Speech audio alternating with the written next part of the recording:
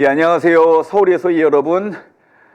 민주시의 먹사니즘 연구소 김민주 연구소장입니다. 한 주 동안 잘 계셨습니까? 잘 계셨군요. 예, 감사합니다. 지난주 며칠 전 토요일 날 광화문 집회에 추운 날씨 속에서 열렸습니다. 저 두 분 그 집회 때 함께 하셨죠? 네, 함께했습니다. 예. 날씨가 추웠는데 그날은 또 지지난주는 더 추워서 그런지 지지난주보다는 저 토요일 날 집회에 좀 더 많은 시민들이 나와 주셨어요. 또 민주당이 함께 하자는 또 해서 별도의 3시에 민주당 집회가 있어서 민주당 집회에 민주당원들과 5시에 또 우리 시민들이 함께해서 우리 탄핵 파면 촉구 집회가 있었습니다. 이제 저 다음 주 3월 1일 하고 한 뭐 두세 번밖에 남지 않았죠? 네? 집회가? 예.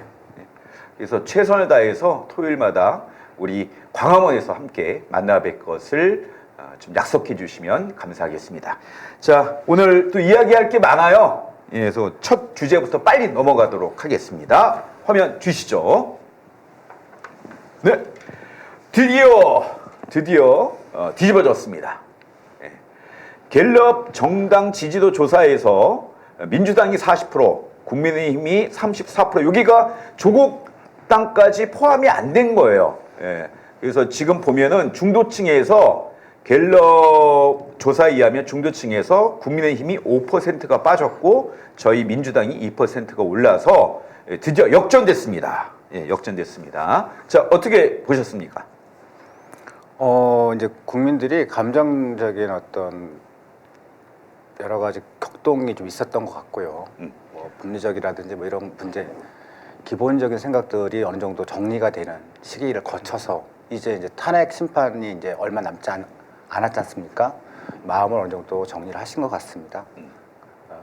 그래서 이제 당연한 현상인 것 같고요. 저희 조현삼 변호사님 어떻게 하셨어요? 주요 원인이 뭐라고 보세요? 일단 저희가 집중해서 봐야 될 부분은 전체 지지율도 중요하겠지만 중도층이 어떻게 지지를 하는지가 굉장히 중요한 포인트거든요. 모든 대선과 총선에서는 사실상 중도층이 모든 그 선거 결과를 좌우했기 때문에 그러면 사실 이번 여론조사 결과를 살펴보게 되면 중도층에서 그 격차가 굉장히 많이 벌어졌습니다.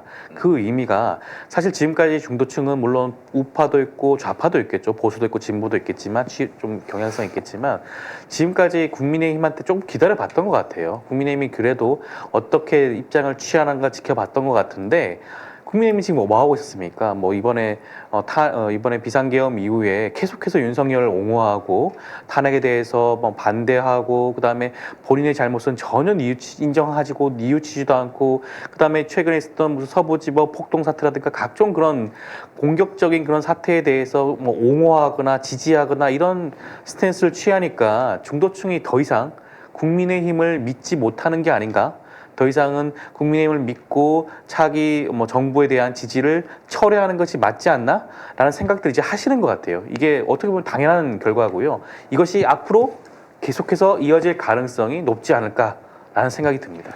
갤럽에서 분석한 거로는 이제 두 가지를 이 중도층이 저희 민주당의 지지를 보내고 국민의힘에 대한 지지를 이제 그 철회한 이유를 크게 두 가지로 보고 있어요. 첫 번째는 권영세 지금 비대위원장이 이상한 말을 했어요. 다시 계엄 사태가 오더라도 자기는 계엄 찬성을 하겠다. 뭐 이런 식의 이야기를 했고, 두 번째는 지금 명태균 특검위에서 명태균이 얘기했지 않습니까? 특검 빨리 하자. 이거에 대해서 국민의힘이 절절매고 있는 행태에 대해서 두 가지가 중도층에서 이게 대폭 지지 하락을 국민의힘이 가져온 결과이다라고 갤럽이 분석하고 있는데 추가적으로 뭐 하실 말씀 있으십니까? 저는 지난번에 광주에서 탄핵 반대 집회 있었잖아요. 근데 국민들 중도층인 국민들이 봤을 때는 그 이후에도 계속되어 있는 탄핵 반대 집회를 보면서 아마도 너무 지나치다. 이제 염증이 많이 불편한 마음들이 너무 커졌을 것 같습니다. 근데 그런 부분들이 아마 빨리 마음을 정하시는데 영향을 주지 않았을까 싶어요. 그렇죠. 자, 다음 화면 보겠습니다. 그게 다음 조사에서도 똑같이 나오는데 중도층의 62%가 정권교체, 69%가 탄핵 찬성으로 나왔습니다.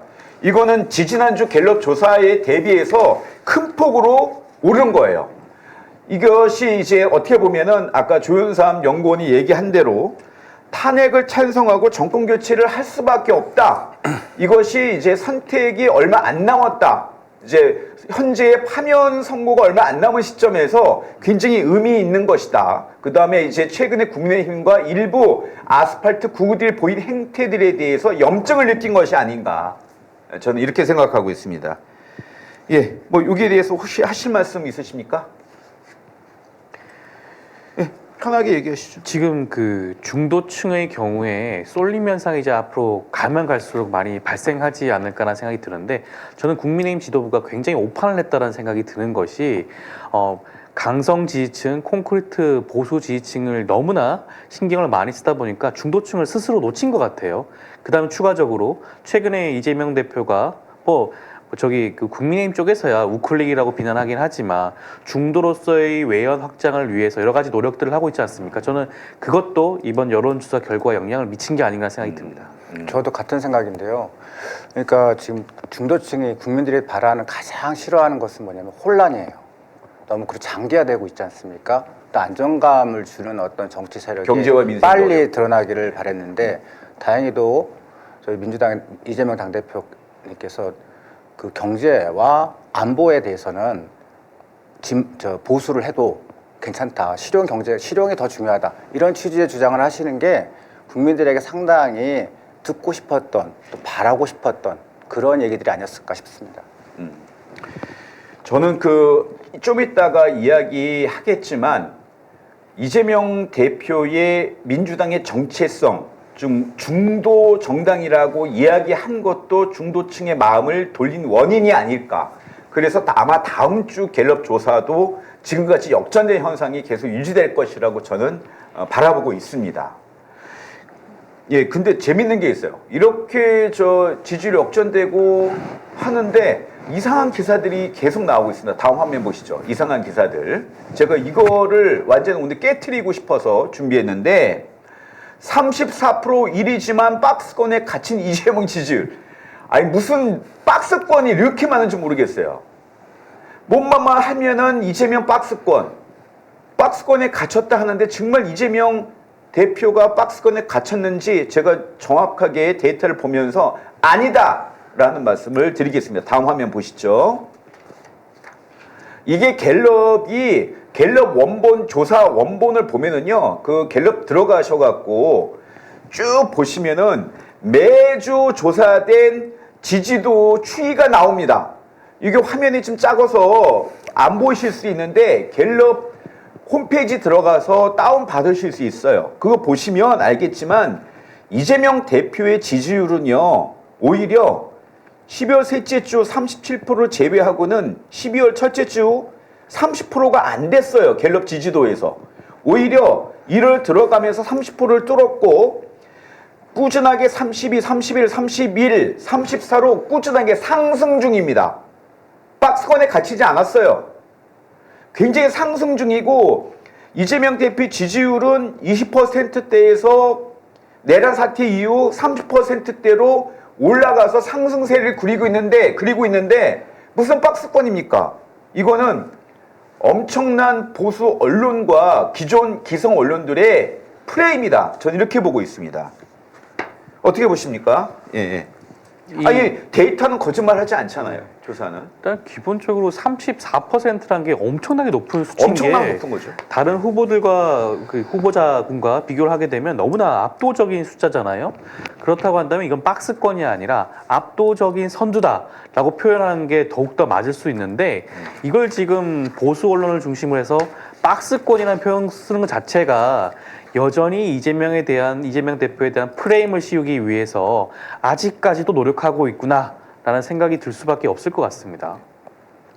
이게 박스권이란 말이 아마 보수 언론에서 그렇게 주장하는 것 같아요. 12월 3주째 뭐 37%였는데 현재 뭐 34% 떨어진 거 아니냐 이런 식의 논리인 것 같은데 정작 12월 3일이 12월 15일 날 저희가 탄핵 소추로 의결을 했습니다. 그 소추 의결의 효과였기 때문에 더 매우 높았을 수밖에 없었던 것이고요. 그 이후의 것들은 탄핵 심판 절차가 진행되는 과정들이에요. 계속 견고하게 이재명 당대표에 대한 지지도가 유지가 됐고 견고하게 다른 후보들에 비해서 월등히 앞서고 있다는 부분이 매우 중요하다. 지금 탄핵 전국에서 누가 국가 장래의 정치 지도자인가 깜인가라는 부분에 대해서 국민들이 다수 부분들이 이재명 당대표를 선택한 거죠.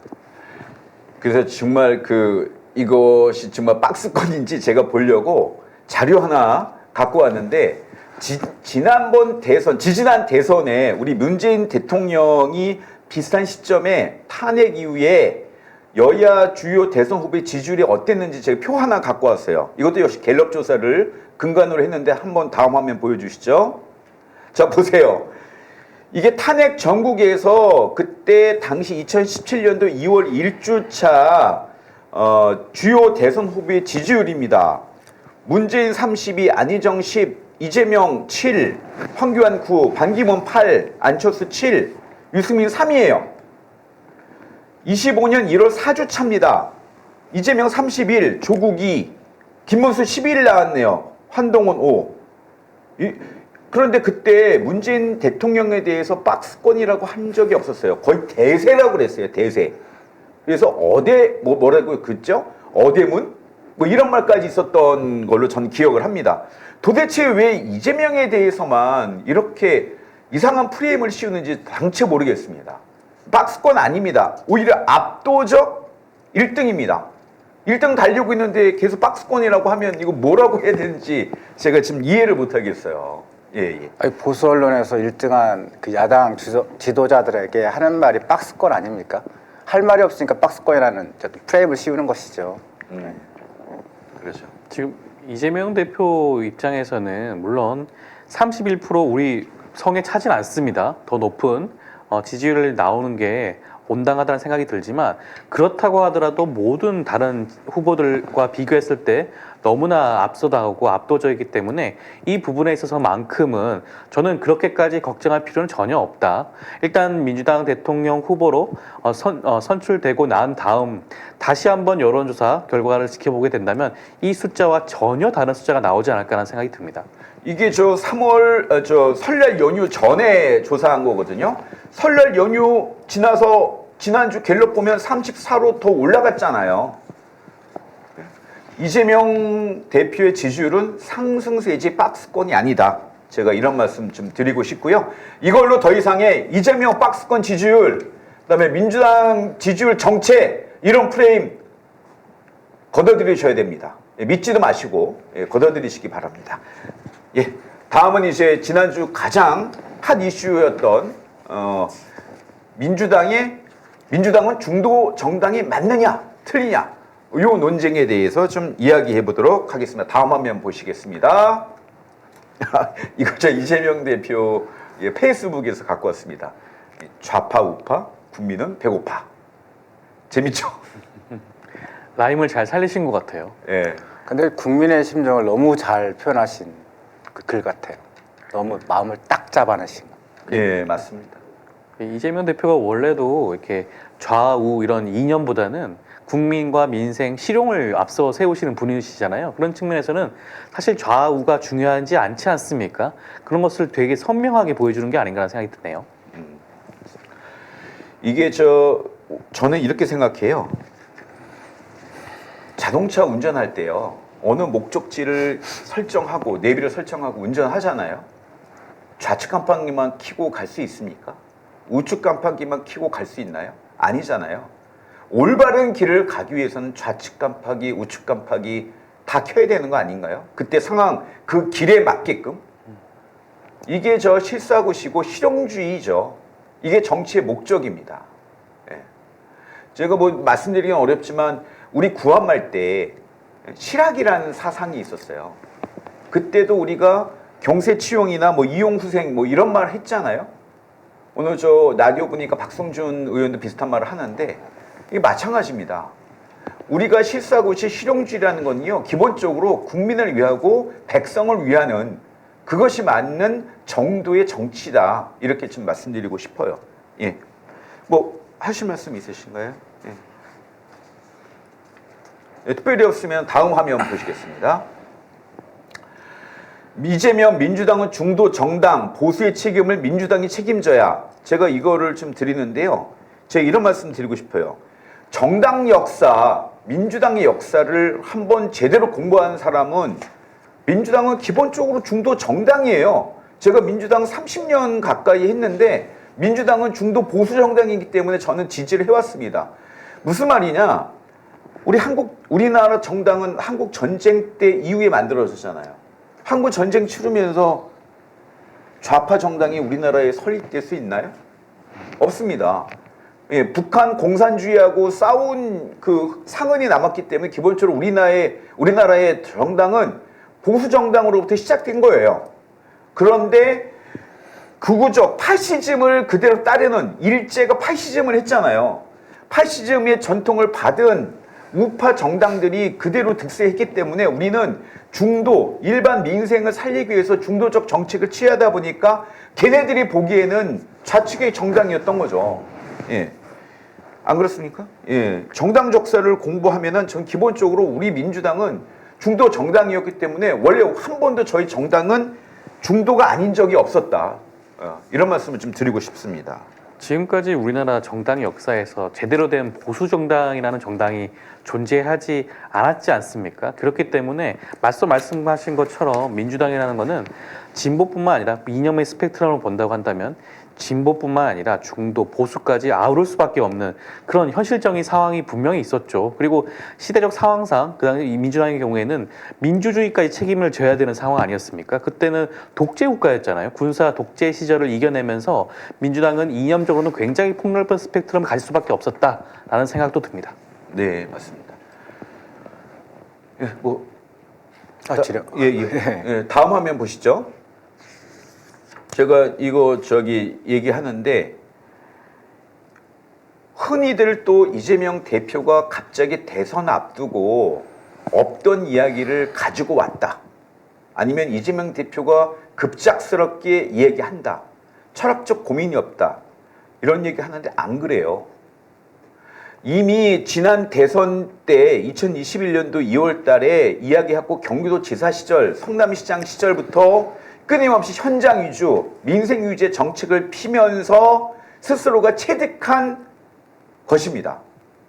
무슨 말이냐면 그때 기억하실지 모르겠는데 최문순 그때 도지사가 경선 과정에서 이재명 대표에 대해서 그 당시 경기도 지사였어요. 이거 기본소득 우파 정책 아닙니까? 할 때 뭐라고 했냐면 이재명 대표가 좌파든 우파든 마치 아까 얘기한 우파든 좌파든 국민은 배고파 라는 얘기를 한 거죠. 그러면서 기본소득은 좌파든 우파든 그것이 중요한 게 아니라 가성비와 효율성이 높은 정책이면 양파든 우파든 저는 개의치 않고 국민을 위해서 하겠다.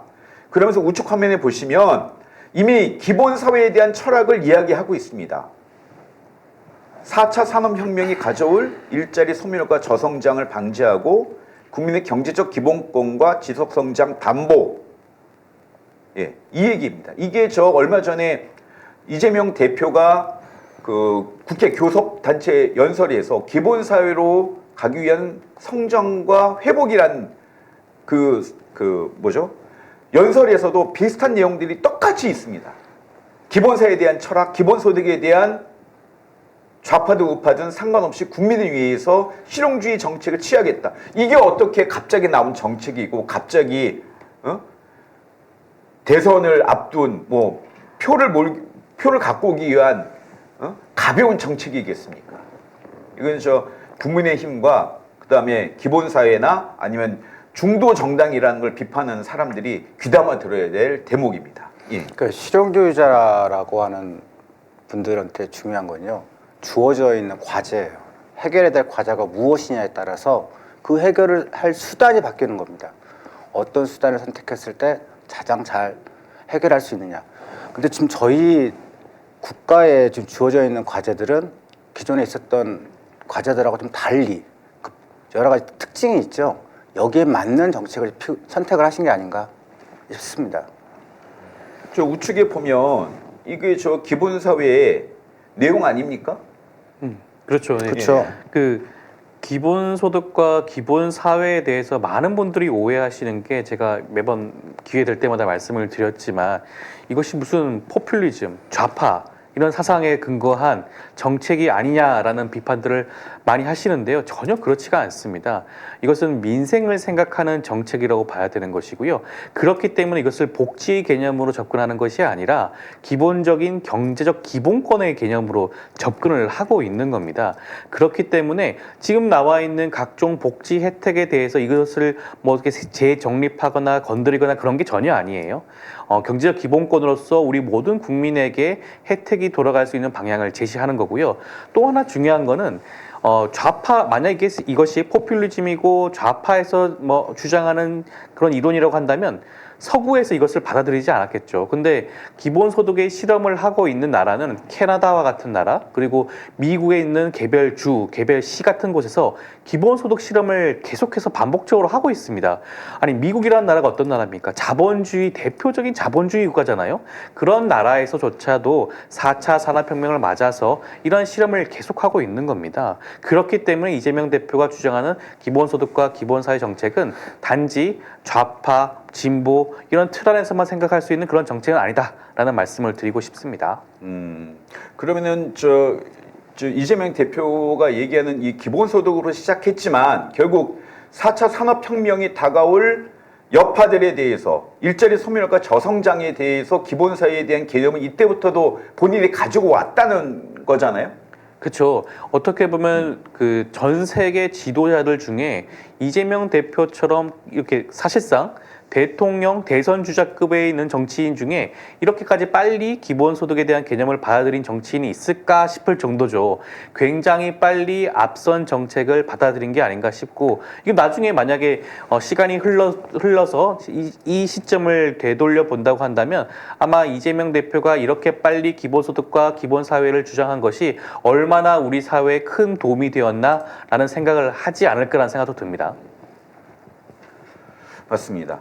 흔히들 이제 기본사회에 대한 개념을 많은 사람들이 복지의 개념하고 헷갈려 하는데요. 절대 복지하고 다릅니다. 복지는 다시 한번 말씀드리지만 조세 정책이나 아니면 국가가 강제력을 갖고 어떤 상층에 잘 사는 사람들의 소득을 일부 하층, 어려운 취약계층에게 이렇게 돌려주는 이런 것들이 흔히들 전통적 좌파 개념에서의 복지 개념이라고 볼 수 있다면 기본적인 지금 현재 상태의 복지는 그대로 놔두고 추가적인 기본사회, 기본소득을 획득해서 다가올 일자리 소멸과 저성장을 통해서 수요가 그럼 낮아지잖아요. 수요가 낮아지면 그럼 경제가 붕괴됩니다.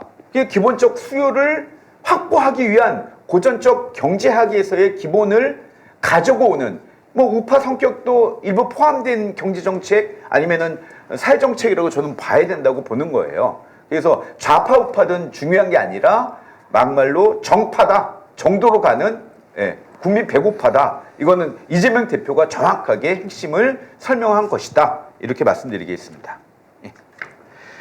그리고 민주당이 중도 정당이라고 하는 거는요. 당의 강령에 이미 들어가 있습니다. 다음 화면 보시죠. 네, 한번 읽어주시죠. 예. 더불어민주당은 대한민국 임시정부의 자주독립 정신과 4.19 혁명, 부마 민주항쟁, 5.18 민주화운동, 60 민주항쟁, 촛불 시민혁명의 민주주의 정신을 계승하고 서민과 중산층을 대변한다. 예, 여기 딱 써 있잖아요. 당의 강령 첫 번째 문구에 딱 써 있잖아요. 민주당은 어떤 당이다? 민주당은 서민과 중산층을 대변한다. 이 말은 중산층 정당이라는 뜻이에요. 이미 들어가 있습니다. 요 다음 구절은 기본사회에 관련된 거고. 그래서 이거 가지고 좀 말이 많았어요. 뭐 제가 옛날 쌍팔년도 이야기를 꺼내고 싶지는 않지만 그때도 이 논쟁이 많았습니다. 그래서 저 학생운동권 때 민주당에 대해서 굉장히 비판적이었어요. 학생운동권들이. 왜? 학생운동권들 입장에서는, 운동권 입장에서는 민주당은 중산층을 대변하지 노동자 농민을 대변하는 정당이 아니라고 생각했던 거예요. 그래서 많은 사람들, 많은 저 학생운동 했던 사람들이 주로 어디 갔냐면 민중당, 민노당으로 많이 갔어요. 예. 그렇죠. 기억나시죠? 그렇죠. 92년도에는 심지어는 김대중 대통령에 대해서 지지를 하느냐 마느냐를 가지고 학생운동에서 논쟁이 심했습니다. 그 이후에 김대중 대통령이 되고 많은 학생운동권들, 뭐 김민석 최고나 그때 임종석 실장도 영입돼서 들어간 거예요. 그리고 열린 우리당 때 흔히 탄돌이라고 해서 586, 386 운동권 세력들이 많이 국회에 들어가서 당의 주류를 하면서 마치 우리 당이 이 그 노동자 농민 물론 보호하고 그다음에 존중해야 되겠지만 서민과 중산층을 대변한다는 것보다는 좌클릭이 된 거는 사실이죠. 예. 그러나 원래 우리 당의 정체성은 서민과 중산층을 대변하는 정당 맞습니다. 예. 이거는 저 이미 오래전부터 알고 있던 내용들입니다.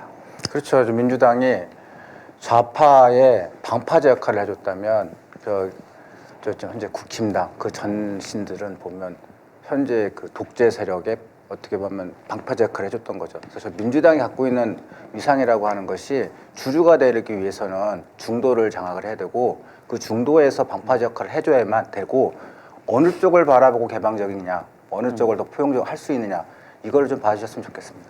네, 이거를 정확하게 그 민들레 그 시민 그 언론 민들레에서 파악하고 옛날 대통령님들의 말씀을 정확하게 내세워서 알려준 내용이 좋아서 오늘 갖고 왔는데 다음 화면 보시죠.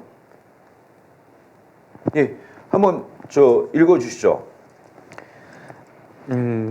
김대중 대통령의 말씀인데요. 이미 1991년에 민주당과 진보정당 구분했다라는 말씀이고요. 민중당과 통합, 보수정당에 들어올 필요 없어. 사회민주당 간판, 사민주의 정책 가능성 없다.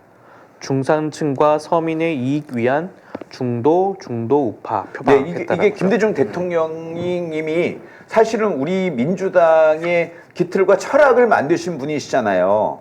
이때 91년도에도 민중당, 진보정당이라고 하죠. 민중당 분들이 보수정당에 들어올 필요 없다. 진보정당이 더 잘되고 육성하는 것까지는 우리가 지원할 필요는 있겠지만 우리 당의 색깔과 맞지 않다.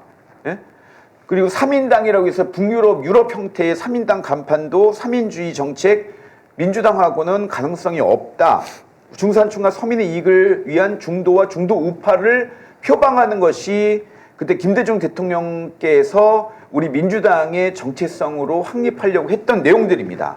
그 다음 읽어주시죠. 문재인 대통령께서 얘기해 주십니다. 예, 문재인 대통령께서 사회민주주의 근처도 못 가는 보수정당, 또 이찬 전 당대표님이 네.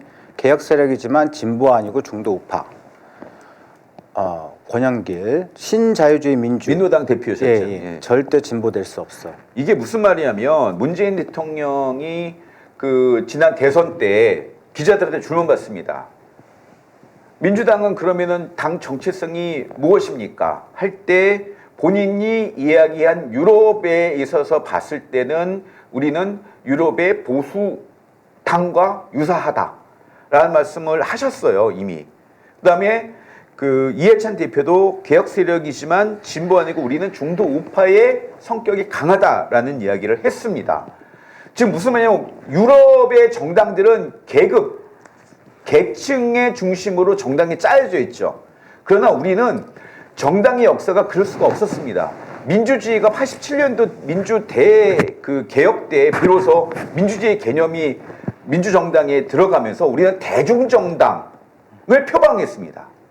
따라서 계층 중심, 계급 중심의 좌파 우파의 개념이 아닌 중도 중심의 실용주의, 그다음에 대중정당의 모습이 우리 민주당과 맞다라는 겁니다. 따라서 우리는 한 번도 변한 적이 없어요. 원래가 중도 우파, 중도 색깔이 강합니다. 근데 극우 애들이 볼 때는 우리가 좌파겠죠. 그러나 진짜 중도, 그 다음에 중도 우파와 중도 좌파까지 아우른 이런 중도 대중정당의 모습이 실용주의적이고 민생을 위주로 하는 정당이 민주당이다. 이런 말씀을 저는 강력하게 좀 드리고 싶고요. 더 이상 뭐 이 논란이 있어서는 안 되겠다. 뭐 그런데 일부 또 그 민주당 내 인사들이 또 이런저런 얘기를 하고 있잖아요. 예? 뭐 들으신 얘기 있으세요? 누구? 일단 뭐 비명계로 분류되시는 분들 중에는 여기에 대해서 비판적인 입장을 표현하신 분들도 계시죠. 근데 저는 그 이재명 대표가 중도 뭐 보수 얘기일 거라는 이 개념을 좀 제대로 이해를 하셔야 될 것 같아요. 저는 이재명 대표가 뭐 진보의 가치를 버렸다고는 생각이 전혀 들지 않습니다. 우리 민주당이 대중정당으로서 공당으로서 다양한 스펙트럼을 가지고 있고 그 스펙트럼 중에 하나로 중도 보수도 함께 가지고 있다. 표방하고 있다. 특히 지금은 어떤 시기입니까? 지금 국민의힘이 사실상 내란 동조 정당으로 전락한 상황 아닙니까? 보수를 안고 갈 만한 지금 정당이 없는 상황이에요. 그렇다 보면 민주당이 보수의 기치를까지 폭넓게 함께 안고 갈 필요성도 당연히 있다. 시대적으로 봤을 때는. 그렇다고 한다면 이재명 대표가 말하는 중도 보수 정당이라는 것은 과거 민주당의 전통과 그런 관례에 전혀 뭐 동떨어진 주장이 아니다라는 말씀을 드리고 싶습니다. 저는 이재명 대표님께서 말씀하신 것 중에 보면 민주당이 보수당의 역할까지 떠안아야 된다. 중도 보수당. 그렇죠. 거기에 포커스가 있는 것 같아요. 네. 기존의 것을 버리는 것이 아니라 현재 시대적 과제가 이 부분을 민주당이 맡아서 그 역할을 다 해야만 대한민국이 돌아갈 수 있다. 우리 민주당 우리 한번 해보자라는 취지이신 거지 기존의 것을 전부 다 버리겠다 이런 취지 아니다. 바꾸는 것도 아니고요. 근데 그것이 무서운 것 같아요. 저희는 국힘당에. 자기들이 공간을 이제는 설 곳이 없어지는 것이 두렵지 않았을까 뭐 이런 생각이 드네요. 아까 그 강령도 말씀드렸는데 그 강령 뒷부분에는 우리가 분명히 서민과 중산층을 대변하는 정당이지만 그 노동과 그다음에 취약계층에 대한 존중은 분명히 또 강령에 들어 있습니다. 그 부분도 우리가 잊지 말아야 되는 것이지 그걸 다 잊었다라고 말씀드리는 건 아니다라는 말씀 드리고요. 이재명 대표의 발언에 대해서 또 적극적으로 제대로 노무현 대통령과 문재인 대통령 그리고 김대중 대통령을 모셨던 사람들은 올바른 이야기다라는 이야기를 하고 계세요. 다음 화면 보시죠. 네, 친노 이광재 노무현 대통령 발언 소환하며 이재명 정도로 가고 있다. 네. 이게 맞는 거죠. 그럼요. 네. 노무현 대통령은 대연정까지 하시려고 하셨잖아요. 그렇죠. 그리고 그 대학가에서 비판도 엄청 많이 받아가면서 파병도 하시고 실용주의 시대적 과제가 무엇이냐가 중요한 거죠. 국가의 지도자가 되기 위해서는 그 문제를 해결해 주는 것이 중요하거든요. FTA도 하셨고. 그렇죠. 예. 그 민생을 위해서 본인의 그 대연정이나 FTA 그 다음에 이라크 파병도 하셨어요. 예. 그리고 또 이게 대연정이라는 건 철학적으로 보면 그죠? 중도 우파까지도 포용하려고 하셨던 거 아닙니까? 예. 전혀 이재명 대표가 지금 말씀하시는 내용과 과거 노무현 전 대통령이 하시는 말씀이 전혀 궤를 달리하지는 않거든요. 그럼에도 불구하고 지금 이재명 대표가 이런 주장을 했다는 이유만으로 공격의 그런 기회로 삼으려고 하는 것은 어떻게 보면 굉장히 그 민주당을 분열로 이끄는 그런 주장이 아닌가 싶고 저는 그런 갈등을 조장하는 발언은 굉장히 좀 자제할 필요성이 있지 않을까라는 생각이 듭니다. 친노 이광재가 이런 말 했는데 친노의 또 적자, 친문의 적자라고 하는 김경수 지사도 유사한 말 했습니다. 보시죠. 김경수 이재명 중도보수 발언 국민정당 되겠다는 취지 이거 왜 그러냐면은요. 그래요. 정치적으로 이견이 다를 수 있죠. 이광재, 김경수 두 분이 이재명 대표에 대한 비판을 할 수 있어요. 그러나 본인들도 노무현 대통령을 모셨고 문재인 대통령을 모셨기 때문에 이재명 대표의 이 민주당은 중도 우파다, 중도 정당이다 하는 말이 틀리지 않았고 맞는 말이라는 걸 아는 거예요. 철학적으로. 네. 정당을 제대로 알기 때문에 민주당을 제대로 알기 때문에 틀린 얘기를 하지 않은 것이다. 처음부터 이런 말씀을 해주셨으면 좋았을 텐데요. 이 전에는 사실 뭐 민주당의 입장과 좀 다르지 않냐는 식의 좀 말씀을 하셔가지고 사실은 좀 아쉬운 부분이 있었는데 저는 김경수 전 지사가 이렇게 입장을 선회한 것도 이재명 대표와 최근에 한번 만나지 않았겠습니까? 만나면서 아마 이재명 대표의 진심을 제대로 듣고 이해를 하신 것 같아요. 다 그런 점에서 정말 다행이라는 생각이 들고 그렇기 때문에 이재명 대표가 최근에 보여주고 있는 통합의 행보가 유의미한 성과를 거두고 있는 게 아닌가라는 생각도 듭니다. 예. 뭐 혹시 더 하실 말씀 없으시면 다음 화면. 예. 예. 이제 말씀드리면 더 이상의 중도 뭐 아니다. 원래는 뭐 좌파였는데 우클릭했다. 이런 말도 안 되는 논리, 주장 하지 마시고요. 민주당의 정체성은 원래 중도 정당이었다. 이것으로 종결을 짓도록 하겠습니다. 다음은 이제 그 헌재가 25일날 변론 종결 예고하고 5월 조기 대선에 가셔야 됐는데요. 오늘 순서는 이제 지금까지 헌재 재판을 좀 총정리해보고 앞으로 나올 변수 같은 것이 무엇이 있는지 좀 확인해보는 시간 갖도록 하겠습니다. 다음 화면 보시죠. 네, 25일 변론 종결 예고인데 이게 변론 종결이라는 게 뭐죠? 그 뭐 하겠다는 건가요? 이날은? 그러니까 예. 이제 헌법재판소에서 재판하는 거, 그러니까 피고인, 피청구인, 청구인 측이나 양 당사자 내지는 그 대리인들이 출석을 해서 진행하는 재판 자체, 변론이라고 하는데 저희들은요, 그 자체를 종결한다. 이제 앞으로는 재판관들이 모여서 회의를 가져서 결정문을 만드는 작업만 남아 있는 변론은 끝나는 거네요. 예, 그렇죠. 그러면 그날 뭐 최후 변론 한다는데 최후 변론은 어떤 식으로 되고 얼마나 하는 거예요? 일단 뭐 시간 같은 경우에는 최후 진술이죠. 윤석열과 그리고 저희 국회 측 최후 진술에 대해서는 뭐 시간 제한을 두지 않겠다라고 말을 하긴 하는데 지금 나와 있는 보도에 따르면 윤석열 측에서는 한 40분 가량 정도 최후 진술을 준비하고 있다고 합니다.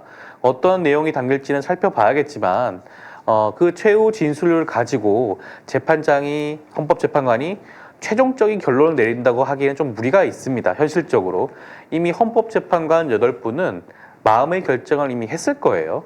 그것을 아직 결정문으로 담아내지 않았을 뿐입니다. 그렇기 때문에 물론 최후 진술에 어떠한 주장이 오가는지 뭐 그것도 들어봐야겠지만 지금까지 나와 있는 현출된 각종 증거와 재판장에서 있었던 증인들의 그런 신문 내용을 두루두루 살펴서 아마 이미 결론을 냈고 그 결과는 아마 여기 계시는 많은 분들이 기대하는 그 결과 그대로 나오지 않을까 생각도 듭니다. 아니 원래 그 무제한입니까? 최후 변론은? 그렇지는 않고요. 예. 근데 이제 저희 헌법재판소 영상을 잘 보시면 보통 이제 언론에서는 증인들의 어떤 서로 쟁점들 이런 것들을 많이 보시잖아요. 근데 사실 저는 뭐를 보냐면 앞부분을 봐요. 앞부분에 보면 문영배 헌법재판소 재판장 주무대행께서 증거 조사를 해요. 증거에 대해서 신청한 거에 대한 채택이라든지 이런 절차를 밟거든요.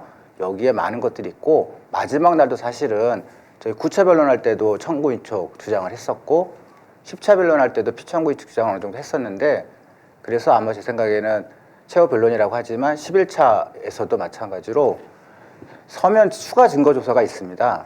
그러면 아마 그동안에 제출이 아직 현출이 안 됐던 증거 피의자 신문 조사라든지 각종 이런 것들의 서면 추가 증거 조사가 그날 이루어지지 않을까. 실질은 거기 있다. 실제는 그게 있고. 네, 그걸 위해서 이제 헌법재판소가 더 추가 기회 아니 난 잡은 것 같고요. 40분 정도 얘기한다고 그래서 아니 뭐 말도 안 되는 걸 40분이나 들어야 되나. 또 무제한까지도 가능한 시간이라고 그래서 좀 왜 무제한 시간을 주나 원래 그렇게 주는 건가 여쭤보는 거예요. 불만이 많았잖아요. 일부에서는 뭐 윤석열 측에서 1시간, 2시간 넘기는 거 아니냐 네. 그런 말까지 끔찍한 말을 하고 있더라고요. 네. 뭐 필리버스터 하듯이 그렇게 하는 거 아니냐. 그래도 되는 거냐? 일반 형사 재판에도 그렇게 해요? 일단 재판장이 재량으로 할 수가 있는 부분이고 일반적으로 너무 길면 더 이상 지술하지 않도록 끊고는 하죠. 형사재판의 경우에는. 윤석열이가 한때는 아마 대통령이었으면 국민의 마음을 생각해서 한 10분만 하고 저기 너무 길게 안 했으면 좋겠어요. 네, 쓸데없는 말. 안 그날 이제 들었으면 좋겠어요. 11차 변론기일의 네. 동영상 영상들을 혹시나 보시게 되면 주의 깊게 좀 보셔야 될 부분은 뭐냐면 피청구인 쪽에서 주장하는 적법성에 대한 그러니까 탄핵 심판 자체에 대한 적법성 주장이 하나 있고요. 그다음에 각 그 소추 사유에 대한 4가지 사유 중에서 뭐 아시죠? 다 계엄령 선포, 계엄 선포, 그다음에 포고령 제1호, 그다음에 국회에 대한 진입, 봉쇄 등을 통한 국회 활동 방해. 4번째가 선관위에 대한 압수수색 또는 선관위 위원들의 체포행위. 딱 4가지 종류예요. 근데 이제 우리가 다 모든 국민들이 다 봤던 것들에 관한 얘기들 말고 이 지금 윤석열이 그동안에 주장했던 내용들을 주로 보면 계엄 선포를 할 수밖에 없었던 얘기, 부정선거 얘기 많이 했을 거예요. 나머지 것들은 다 깨졌습니다. 벌써 증거에 의해서 서증뿐만 아니라 윤석열의 본인의 진술에서 다 깨졌기 때문에 그렇죠. 뭐 아까 뭐 인원이라는 말 안 쓰는데 순간 1분 뒤에 계속 인원 했던 것도 그런 거 아닙니까? 예, 그래서 이런 부분들이 다 이제 의미가 없고요. 저도 이제 오늘 이제 방송을 위해서 다 이제 한번 제가 판결문 쓴다 생각해갖고 한번 저희 판결 분석을 해봤는데 할 수 있는 말은 뭐냐? 제 생각에는 그거밖에 없을 것 같아요. 왜 나는 계엄을 선포했느냐? 아, 그 외의 것을 하게 되면 변호인단 측에서 당혹스러워. 부정선거 얘기 또 하겠네. 증거가 더 유죄 증거가 아니에요. 유죄 증거라네요. 탄핵 심판의 인용 증거만 자꾸 드러날 뿐이에요. 그럼 다음 화면 보시죠. 그러면 이제 탄핵 심판 선고가 이제 얼마 안 남았잖아요. 예상되는 거는 뭐 3월 둘째 주 예상을 많이 하는데 선고의 변수가 지금 몇 개 있어요. 그래서 선고의 변수 좀 봤는데 첫 번째 제일 많이 나오는 게 마은혁 재판관 중도 취임 이미 늦은 거 아닐까요? 이게 변수가 된다고 보세요? 아니면 이제 뭐 이게 변수가 안 될 거라고 보십니까? 저는 임명 안 하실 것 같아요. 임명 안 할 안 할 것 것 같아요. 같다? 헌법재판소에서는요. 논란의 여지가 생기기 때문에. 오히려 예. 이런 변수에 대한 논란의 여지가 있기 때문에 이제는 마은혁 재판관 중도 취임은 안 될 것이다. 이렇게 보신다. 저는 그렇게 예상합니다. 예, 예. 이미 시기를 놓친 것 같아요. 차라리 조금 더 빨리 결론을 내렸으면 좋았을 텐데 변론 종결의 즈음에서 마은혁 재판관에 대한 결정을 한다는 것 자체가 굉장히 부담이 될 것 같습니다. 여러 가지 또 변론 갱신 절차도 밟아야 되고요. 이렇기 때문에 구태여 그런 무리수를 두지는 않지 않을까라는 생각이 듭니다. 예. 그럼 마은혁 재판관 중도 취임에 관련된 변수는 두 분은 좀 어려울 것이다, 없을 것이다라고 예상을 하고 있고요. 다음은 이제 재판관 만장일치 결론 때문에 재판관 의견들이 불일치돼서 많이 싸울 것이다. 이렇게 지금 얘기를 하고 있는 거 아니에요? 조 변호사님 어떻게 보세요? 글쎄요, 저는 이건 뭐 변수가 아니라 거의 상수지 않을까라는 생각이 드는데 저는 재판관 중에 여기에 대해서 탄핵을 기각하는 데 결정을 한다 하실 분이 저는 없을 것 같아요. 거의 상식적인 법률 전문가들의 경우에도 대부분 압도적으로 탄핵을 인용해야 된다고 생각을 하는데 사실 헌법재판관이면 우리 사회에서 가장 권위 있는 법률 전문가 집단들인데 여기 계신 분들이 그와 다른 결정을 한다? 저는 도저히 상상이 되지 않고요. 그렇기 때문에 평의 과정 길어질 가능성은 저는 거의 없고 사실상 되게 굉장히 빨리 조속하게 결론 내릴 수 있지 않을까 생각도 듭니다. 지금 바깥에 PD님, 제가 좀 걱정되는 게 있어서 한 번 더 우리 두 분 연구원님들한테 물어보려고 하는데 제가 마지막 페이지 갖고 온 것 중에 지금 현재 재판관들 임명을 누구누구 시켰는지 화면이 있거든요. 그거 한번 띄워주시겠어요? 제가 이제 많은 우리 시민들이 지금 걱정하는 게 있어요. 지금 보면 8명의 재판관 분들이 임명됐는데 지금 문영배, 이미선 두 분은 문재인 대통령, 그다음에 김영두, 정정민은 김명수 대법원장, 근데 이제 김복형, 조이대, 정영식, 윤석열, 조한창 국민의힘이잖아요. 예? 그럼 정계선은 더불어민주당이 했고, 그러니까 이게 보면은 윤석열, 조이대, 국민의힘 하면은 이제 3명이란 말이죠. 3명이면 혹시나 많은 분들이 5대3으로 5대3으로 이거 좀 문제 되는 거 아니야? 뭐 이런 말을 하는데 어떻게 보세요? 이 많은 분들이 시민들이 이거 굉장히 우려하고 걱정하는 부분이 있어요. 예. 일단 헌법 재판관이 정치적인 성향이 있을 수는 있죠. 물론 뭐 이것이 뭐 보수냐 진보냐 일정 부분 그런 그런 성향이 있을 수는 있지만 그래서 이렇게까지 중요한 사건, 과거 박근혜 사건도 마찬가지입니다. 노무현 사건도 노무현 전 대통령 사건도 마찬가지고요. 대통령의 탄핵 여부를 결정하는 이런 심판 사건에 있어서 그런 본인의 성향과 정치적인 지향점을 따라갔던 선례는 없었던 것 같아요. 지금까지는. 그리고 마찬가지입니다. 박근혜 때도 그 복잡한 사건이었음에도 불구하고 8대0 일방적인 모두 전원 일치 결정이 나왔으면 지금처럼 굉장히 선명한 이런 내란 사건에 있어서만큼은 이런 본인의 그런 정치적인 성향과 무관하게 일치된 의견이 나오지 않을까라는 생각이 들 수밖에 없을 것 같습니다. 저는 이제 법률가 시각에서 이제 바라보면 이 증거가요, 그러니까 피청구인 쪽에서 내세운 뭐 이상은 이상민 행안부 장관이라든지 뭐 김용원 국방부 장관이라든지 이런 사람들이 다 탄핵 소추 사유로 인정할 수 있는 불리한 진술을 했고 더 나아가서 윤석열 피청구인 본인이 자기한테 불리한 진술을 많이 했어요. 이제 시간이 되면 그런 것들 하나 말씀드리겠지만 했기 때문에 이 상황에서는 설사 피청구인 쪽에 대해서 어느 정도 두둔할 생각이 있다고 하더라도 이런 증거가 현출이 된 상황에서 과연 탄핵 소추를 기각시킬 수 있을까? 없습니다. 그러면은 저쪽 그 극우 아스팔트 부대들이 이야기하는 이런 논리 안 되는 5대 3으로 뭐 기각될 거라고 하는 거는 과한 그들이 좀 쉽게 얘기해서 그 뭐라 그래요? 뇌피셜? 아니면은 뭐 망상에 가까운 주장이죠. 예. 망상에 가깝다. 예. 맞습니까? 예, 저도. 아니 적어도 이번 뭐 심리 과정, 심리 진행 중에 변론 중에 윤석열한테 유리한 증거라도 뭐 하나 현출이 되었다라든가 아니면 유리한 증언이라도 있었으면 모르겠는데 아무리 살펴봐도 윤석열한테 유리한 증거라든가 증언은 전혀 나오지 않았거든요. 그렇다고 한다면 윤석열 손을 들어주고 싶어도 모든 결정문은 증거를 기반으로 해야 되는데 증거가 없습니다. 지금 윤석열 손을 들어주고 싶어도. 그렇기 때문에 그런 걱정을 하실 필요는 없지 않을까 생각이 듭니다. 그러면 이제 우리 들으시는 보시는 시청자분들이 걱정이 없게끔 헌법재판의 1차부터 한번 쭉 어떤 내용이 있었고 윤석열이 어떤 실수를 했는지 한번 살펴보겠습니다. 화면 주시죠. 1차 변론기 모두 그 10번 했잖아요. 10번 하고 이제 11번 남았는데 일단 1차, 4차까지 한번 분석해보죠. 1차 변론기일과 2차 변론기일은 윤석열이가 참석을 안 했죠. 1월 14일, 1월 16일. 1, 2차 이거는 이제 주로 그 앞으로 뭐 어떻게 하겠다 뭐 이런 거 따진 거죠. 1, 2차는?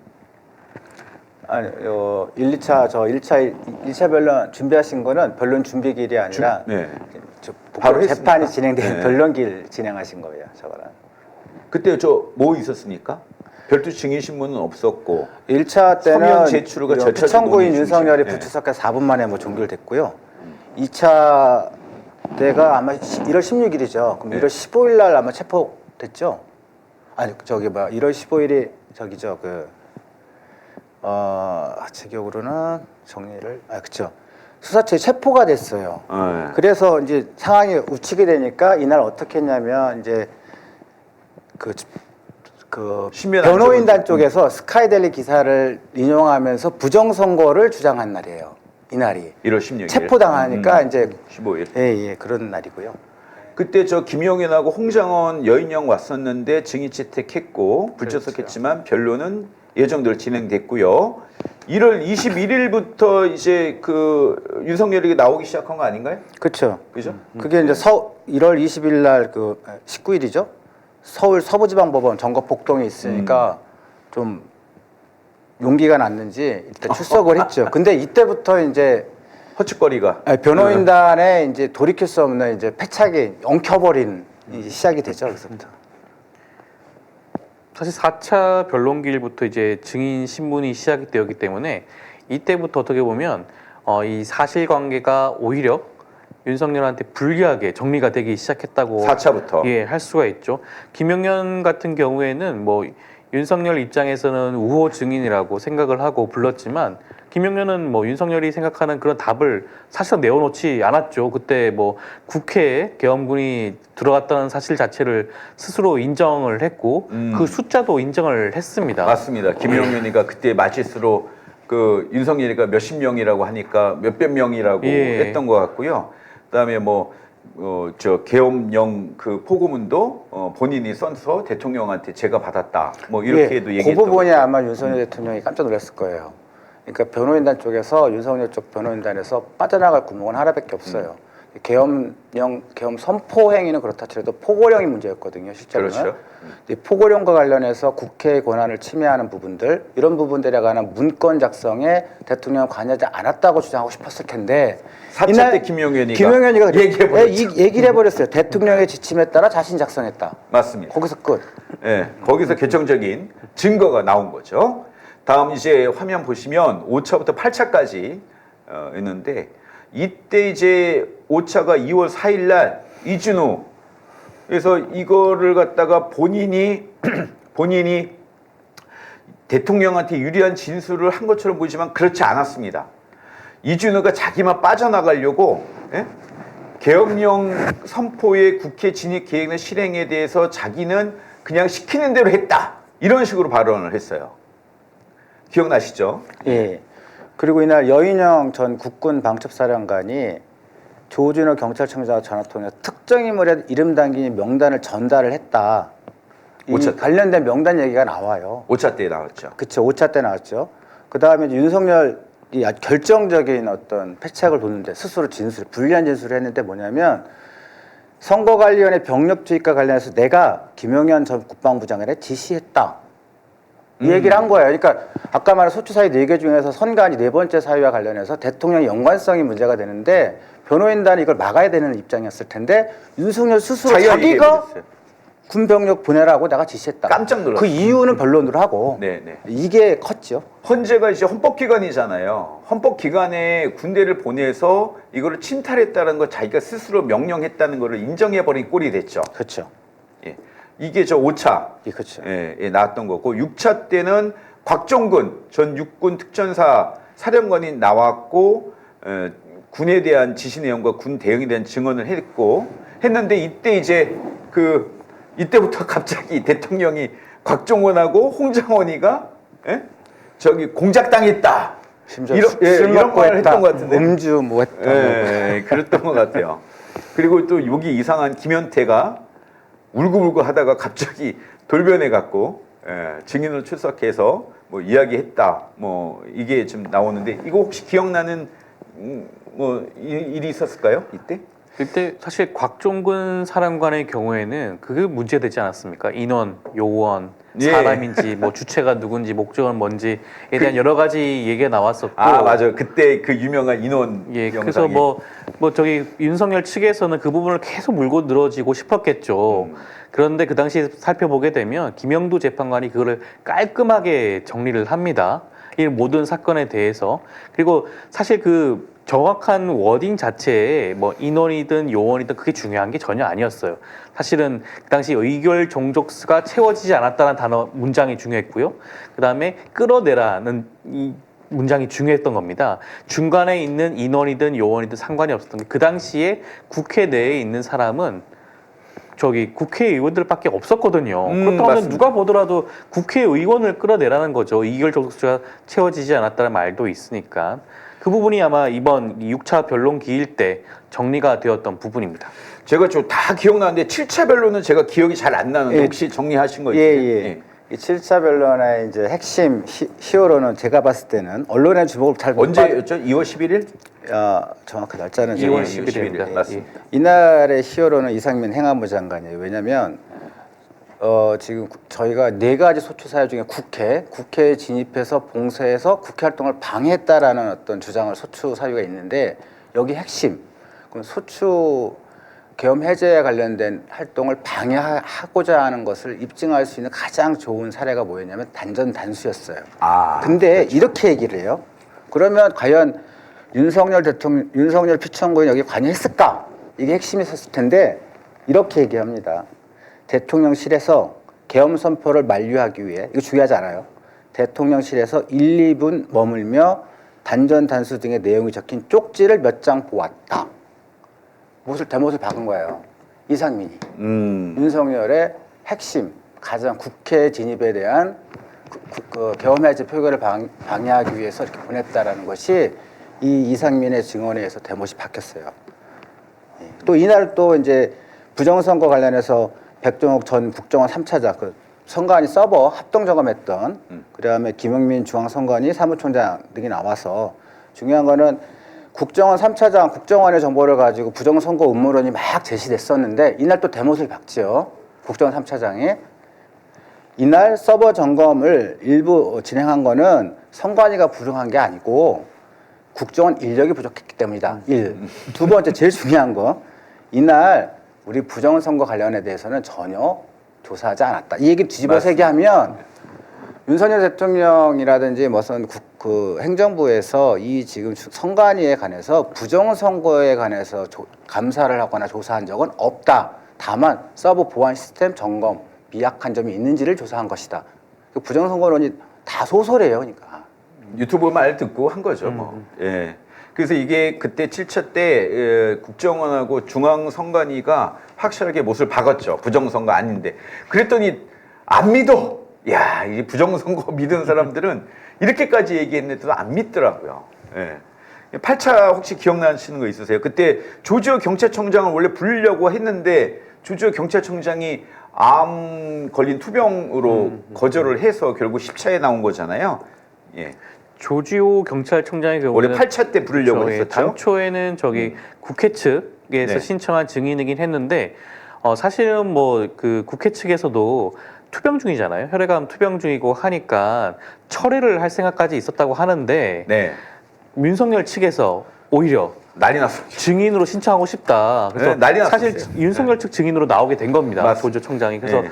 뭐 윤석열한테 유리한 증언을 기대한 것으로 보여지는데 결과적으로는 조지호 청장은 나와서 본인이 검찰 10차 조서에 때 있는 나왔어요. 그쵸 나와서 그때 그 조사받을 때 했던 그 조서 내용에 대해서 그 인정했죠. 진술의 신빙성을 그대로 인정하는 발언을 하고 증인 신문을 마치게 되었죠. 한덕수도 마찬가지였어요. 네, 네. 맞습니다. 그래서 원래는 8차까지 하고 끝내려고 했던 거예요.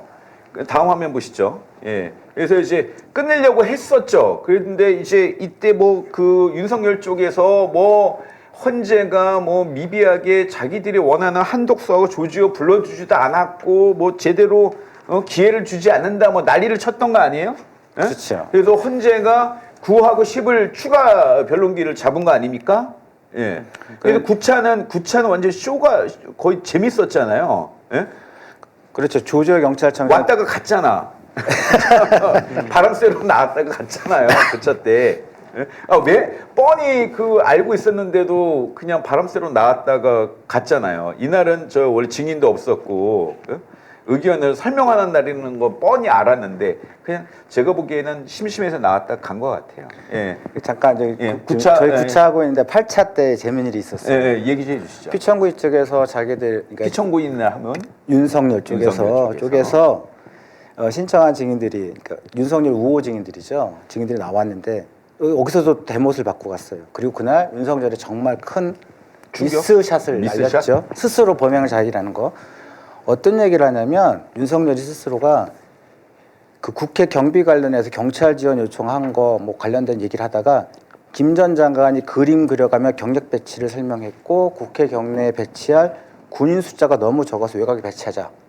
라는 것을 윤석열과 김영은이 서로 이렇게 공모를 했다라는 걸 자인을 했어요. 국회를 침탈한 거를 자인했네요. 사실상 그렇고요. 그 다음에 이날 윤석열이 아주 극찬한 김봉식 전 서울경찰청장도 이런 얘기를 해요.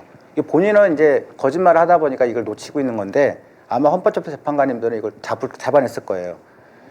김봉식 전 서울경찰청장이 어떤 말을 하냐면 계엄 선포 당시 이준호 전 수방사령관과 8차례 통화를 했는데 그 통화 내용이 뭐냐면 통화를 하고 나서 단전단수 조치는 해서는 안 된다고 생각했다라고 증언했어요.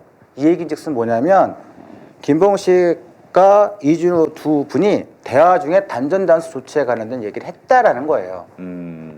이미 그쵸. 이 얘기를 본인은 자기는 안 된다라고 해서 자기를 이제 보호하기 위해서 제가 낫다라는 걸 하기 위해서 얘기했을지 몰라도 이건 단전단 수치와 관련된 결정적 증거예요.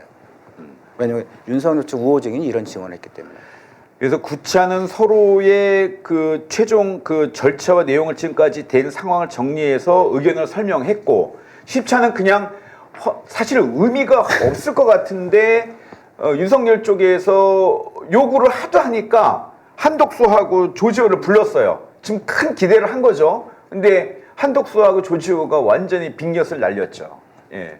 예. 그때 한덕수가 절차상 문제를 그대로 있다고 문제가 있었다고. 예, 그렇죠. 근데 한덕수 총리도 참 뭐랄까 너무 오랫동안 관료 생활을 해서 그런지 미꾸라지던데. 예, 너무 좀 명확하게 조금 더 말씀을 하면 참 좋을 텐데 그걸 약간 살짝 비켜나간 듯하게 말을 하더라고요. 어찌됐건 그래도 한덕수 총리 입에서 이런 국무회의 자체가 절차적, 실차적 하자가 있다는 진술이 나왔습니다. 결과적으로는 그렇기 때문에 윤석열 입장에서는 굉장히 치명상을 입을 만한 진술이 아니었나 생각이 드네요. 저는 한덕수 국무총리 아직도 국무총리이긴 하죠. 그렇죠. 이분의 이제 증언이 이런 얘기하죠. 최성만 문건 같은 그것을 본 적이 있느냐? 자기는 못 봤다라고 증언하는데, 근데 만약에 제가 재판관이라면 이렇게 받아들일 것 같아요. 모든 국무위원에게 적어도 그 사실관계로 증거를 가지고 인정할 수 있는 사실관계는 모든 국무위원들에게 최성만 문건 같은 그런 문건을 준 것은 아니지만 소수의 이런 걸 받은 국무위원들이 있다. 이상하게도 그 국무위원들이 이 계엄과의 관련성이 매우 높은 사람들이에요. 그렇죠. 이 부분은 분명히 인정할 것이고, 그래서 한덕수 이 분의 이제 그 문건 보지 못했다는 주장은 오히려 계엄에 가담한 국무위원들이 소수였다라는 것을 인정할 수 있는 증거가 될 것 같아요. 그리고 이날 이제 조지호 출석을 했는데 거의 증언 거부권 행사 있잖아요. 근데 부른 이유가 있어요, 사실은. 어떤? 헌법재판소가 예. 구인 만약에 이번에 출석 안 하면 구인영장을 발부할 거야라고 하면서까지 부른 이유가 있어요, 사실은. 뭐냐면 이날 걸까요? 딱 하나예요. 그러니까 9차 변론 때도 그런 일이 발생했었는데 그날 조지호 경찰청장 피의자 신문조서 그다음에 여인영 전 국군 방첩사령관의 피의자 신문조서 띄웠다고 난리가 났었잖아요. 그렇죠? 그래서 이날 어떤 게 있었냐면 변호인 입하에서 검찰 조사를 받았느냐라는 질문에 대해서 네라는 답을 딱 받았어요. 그러면 증거 능력이 문제가 없어. 증거 능력이 있어. 그렇죠. 그렇구나. 그래서 대못을 박아놓은 거예요. 이게. 이거를 끊임없이 윤석열 쪽에서 검찰 조사 증거 능력 없다인데 검찰 조사에 대해서 완벽하게 증거 능력이 있음을 확인한 거잖아요. 그렇죠. 헌법재판소에서 이제 형사재판 조소에 관련된 증거 능력을 인정하는 조건이 이거예요. 변호인의 입하해서 적법하게 작성이 됐는지를 담보할 수 있는 거면 조소 능력을 인정한다. 비록 그 당사 피청구인이 부인하다고 하더라도. 그리고 저 이거 개인적으로 얘네들이 저는 알고 있어요, 내용을. 근데 우리 같이 듣는 시청자분들에게 정확하게 설명드리려고 하는데 저쪽 애들이 계속 형사 재판 하고 있는 검찰 조사 이거 증거를 채택하면 안 된다. 헌법재판소법 39조 몇 항이죠? 그거에 의해서 하면 안 된다는데 이거 제가 알기로는 원본이 아니라 사본인 걸로 알고 있거든요. 사본은 상관없는 걸로 알고 있는데 이거 혹시 내용 알고 계시죠? 네. 그 조문의 짧게 조문 정확히 제가 조문을 확인은 안 되는데 조문의 취지는 뭐냐면 수사를 하거나 공판 계속 중이면요 그 원본을 달라고 그러면 수사나 형사재판 절차가 방해가 될 수 있죠. 그러니까 법원에다 원본을 요청하면 안 되고 사본을 요청할 수 있다. 이것이 그 뜻이죠. 심판규칙에다 명기가 돼 있어요. 이게 이제 박근혜 탄압 사건 할 때 경험을 해봤거든요. 그때 그 법리를 만들어서 하다 보니까 국회에서 국회법을 안 만들어. 헌법재판소 개정을 해줘야 되니까 심판규칙에 아예 못을 박았어요. 근데 걔네들이 계속 얘기하는 게 현재 형사 재판 중이니 이 수사 기록을 가져가면 안 된다. 주면 안 된다라고 얘기를 하고 있는 거잖아요. 근데 그게 원본은 그렇게 주게 되면 왔다 갔다 하면은 재판을 못 하니 그거 하지 말되 명칭이 있던데 무슨 뭐라고 하던데 인증 등본. 그건 사본이에요. 그거는 제출하게끔 이미 저 규칙으로 하도 말이 많을 것 같아서 헌재가 2017년도에 만들었더라고요. 규칙으로. 예, 그 얘기잖아요. 예, 근데 네. 헌법재판소 심판 규칙은 일반 행정 규칙이 아니에요. 대법원 규칙이나 헌법재판소 규칙은 법구 명령이라 그래서 대국민을 기속을 해요. 모든 국가기관도 물론 일반 법과 비슷하다라고 생각하시면 돼요. 그러니까 걔네들이 우겨갖고 이게 안 되니까 그 10차 변론 때인가 어떤 나이 먹은 그 변호인이 승질 내고 확 나가버렸잖아. 재판정에서. 그것도 말이 안 되는 거 아니에요? 예? 재판장을 알기를 아무리 자기가 선배여도 재판장 앞에서 아 이거 말이 안 돼 하고서는 던지고서 나가더라고. 내가 봤어요. 그때 무슨 변호인인지 네. 기억이 안 나는데. 변호인도 나가고 윤석열도 자리에 한번 일어나서 나갔잖아요. 네, 네. 사실 일반 법정에서는 상상도 못할 일이거든요.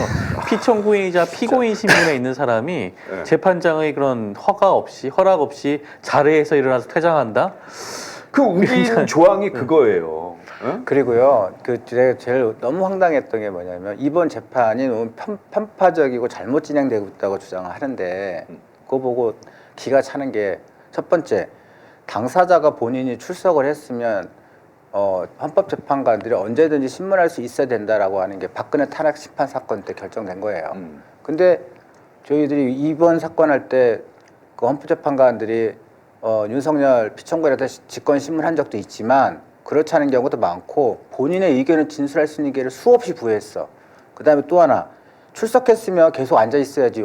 자기 마음대로 나갔다 들어왔다 들어왔다. 그러니까 세상에 그렇게 편히 봐주는 만약 우리 일반 사건에서 그렇게 했으면 아마 저 재판관 돈 먹었나 봐 이 소리 들었을 거야. 그죠? 안 그래? 일단 굉장히 혼났을 거예요. 그쵸. 재판장이 지금 그쵸. 호통을 쳤을 겁니다. 법정 안에서 무슨 그래요. 짓을 하고 있냐고 지금. 변호사도 나가려면 급해서 나가려면 재판장님 허가를 좀 해주시죠. 이렇게 하고 나가는 갔다 거예요. 오겠습니다. 일요일마당에 그냥 막 나가고 너무 저 윤석열의 인권을 헌법재판소가 봐주고 있는 겁니다. 안타깝고요.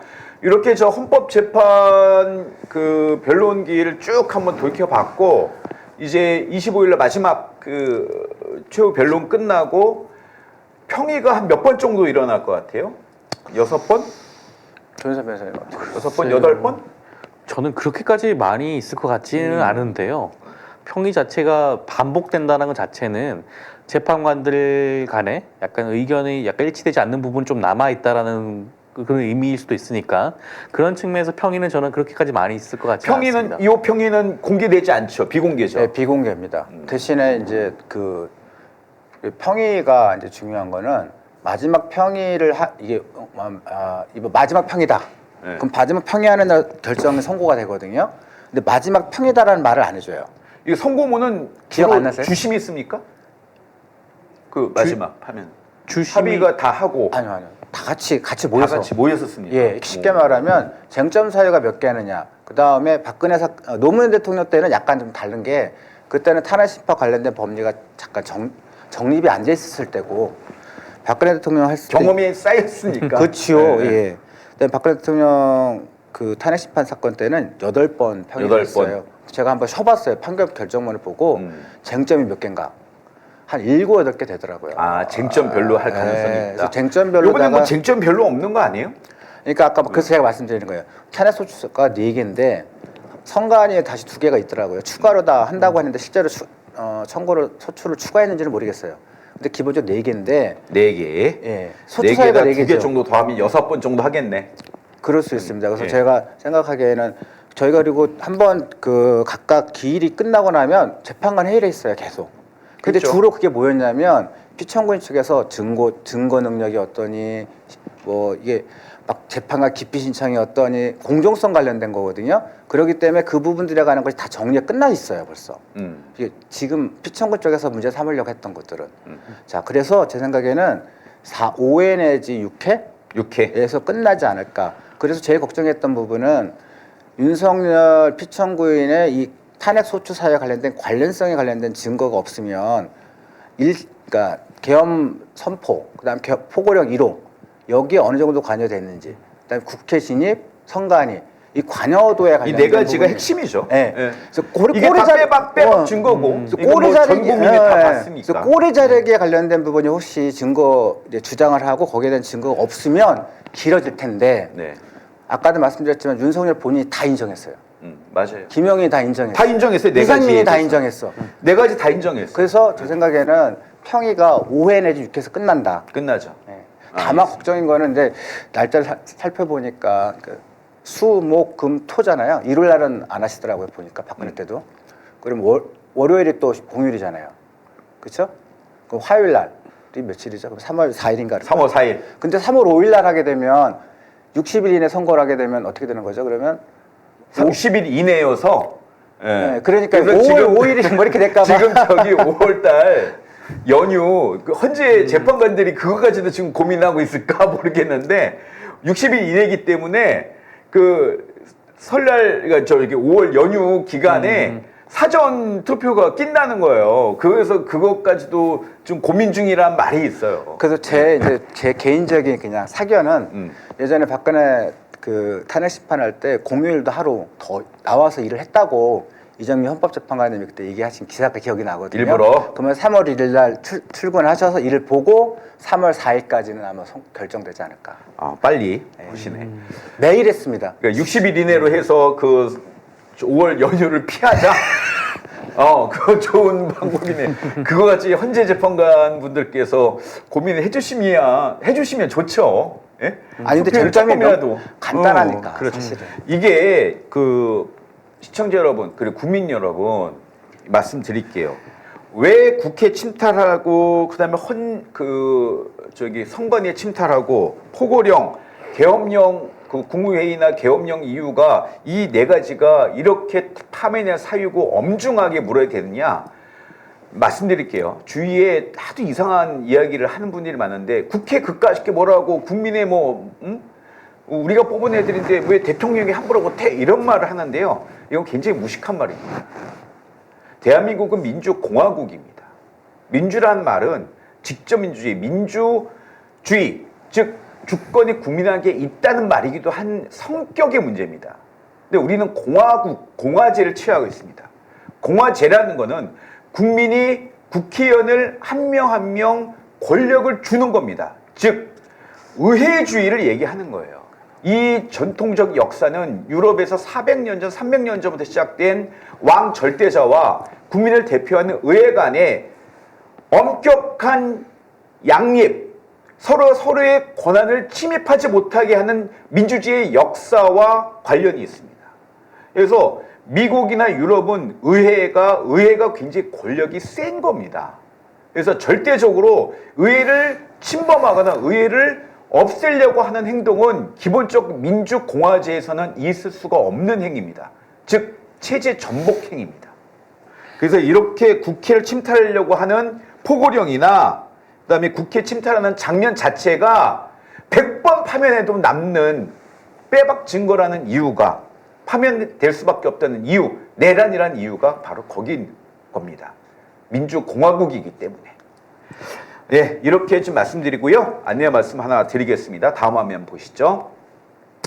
한 주 쉬고 3월 3일 대체 공휴일입니다. 예, 우리도 또 노동자이기도 하기 때문에 대체 공휴일 하루 쉬고요. 3월 10일에 뵙겠습니다. 그리고 또 이게 죄송스러운 말씀인데 방송사 사정으로 오늘은 저녁 9시 찾아뵈었잖아요. 3월 10일부터는 오후 3시 생방송으로 역시 찾아뵙게 되었습니다. 자주 왔다 갔다 해서 너무 죄송한데요. 예, 방송사 사정이고 하니까 양해 부탁드리고 더 좋은 내용으로 찾아뵙겠습니다. 그럼 3월 10일 월요일 오후 3시에 만나 뵙겠습니다. 끝으로 그래도 한마디씩 하고 2주 만에 이제 뵈야 되니까 인사하시죠. 예. 이제 윤석열 그 탄핵이 이제 곧 마무리가 되게 됩니다. 아마 3월 10일 날 저희가 뵙게 되면 어느 정도 혹시, 예. 결론이 났을 수도 있습니다. 그런 기대감을 안고 3월 10일 날 뵙도록 하겠습니다. 예, 저도 그 매서위가 딱 추위가 매서운데 탄핵 결정 다 끝나서 따뜻한 마음을 가지고 다시 한번 방송에 나왔으면 좋겠습니다. 네, 오늘 하루도 감사합니다. 다다음 주에 뵙겠습니다. 고맙습니다. 새로운 여론조사, 빛의 혁명, 여론조사의 혁명, 여론조사 빛. 매주 금요일 오전 10시 대한민국에서 가장 빠르게 서울의 소리가 전하는 가장 빠르고 신뢰도 높은 여론조사 해설 미래를 만드는 우리의 선택. 여론조사 빛과 함께하세요. 서울의 소리와 윈지코리아가 함께하는 신뢰할 수 있는 여론조사. 대한민국에서 가장 빠르게 한국갤럽 조사 결과를 분석해드립니다. 속 시원한 해설로 대한민국의 미래를 밝힙니다. 여론의 흐름을 가장 먼저 읽고 대선 판도를 예측합니다. 매주 금요일 대한민국 정치의 방향을 예측합니다. 신뢰할 수 있는 분석과 함께합니다. 대한민국의 희망을 전합니다. 당신의 선택이 우리의 미래를 만듭니다. 여론조사 빛과 함께하세요. 매주 금요일 오전 10시 여러분을 만나러 갑니다.